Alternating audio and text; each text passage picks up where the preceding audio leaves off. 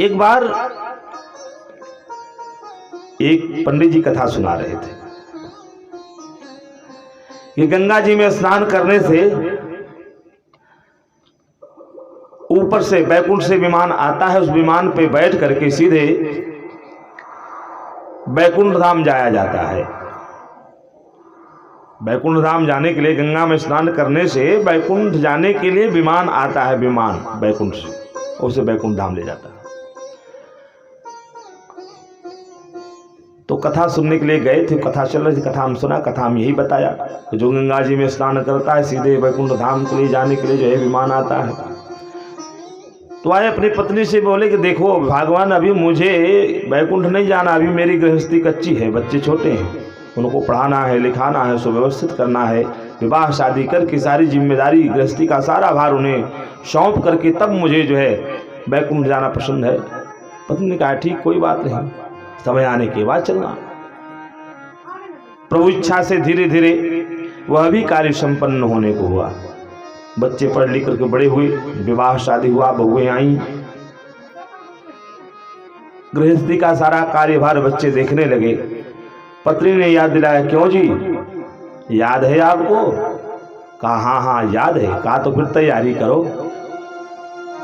श्रीमान जी तैयार हुए, कहा यहां वहां नहीं जाएंगे, सीधे हरिद्वार जाएंगे। हर की पैड़ी हुई, हरिद्वार के लिए निकल लिए। हरिद्वार पहुंचे, वहां जय मां गंगे, जय शिव गंगे, हर हर गंगे कह करके सीधे पहुंचे और पहुंच करके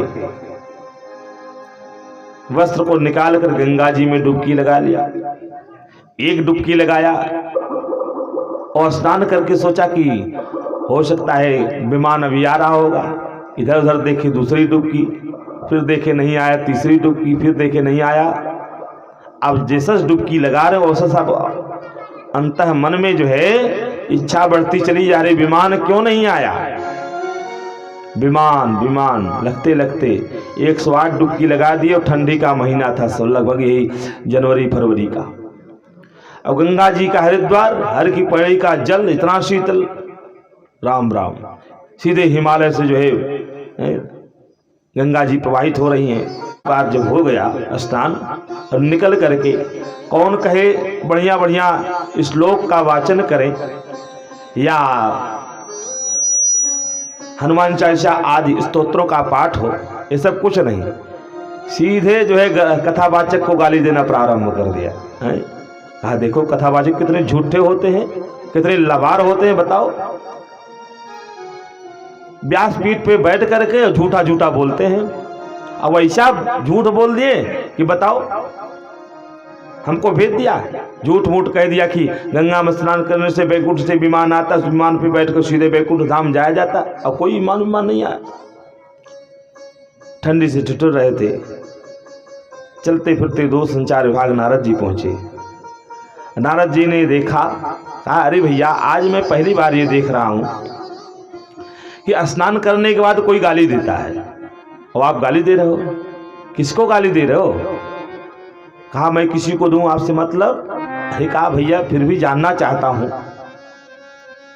मुझे यह आश्चर्यपूर्ण घटना दिख रही है, इसलिए मैं जानना चाहता हूं। कहा हम गाली दे रहे कथावाचक को? कहा स्नान आपने किया, गाली सुने कथावाचक? ये कहाँ की बात है? कहा कथावाचक ने कहा था कि गंगा जी में स्नान करने से बैकुंठ से विमान आता है, वो विमान पे बैठकर सीधे बैकुंठ धाम जाता है।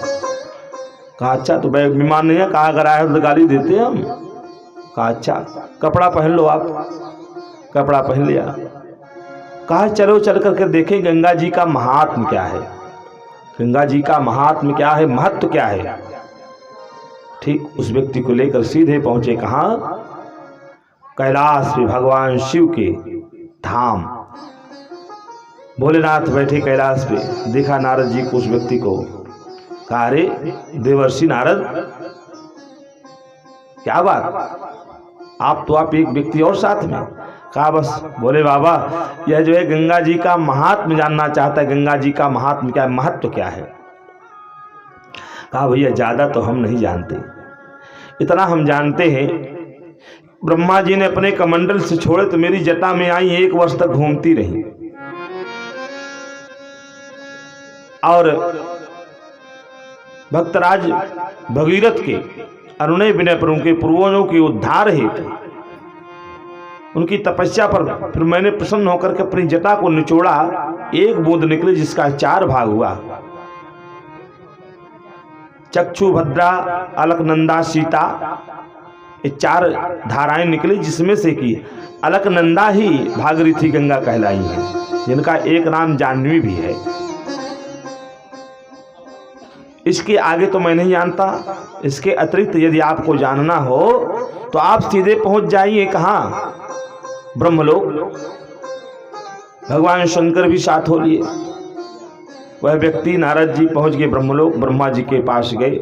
ब्रह्मा जी ने देखा एक साथ 3 व्यक्ति। कहा भैया ऐसी क्या बात आन पड़ी जो कि 3 लोग एक साथ आए हैं?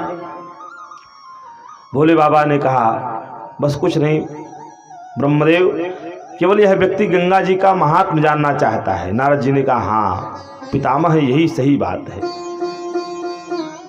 कहा अच्छा।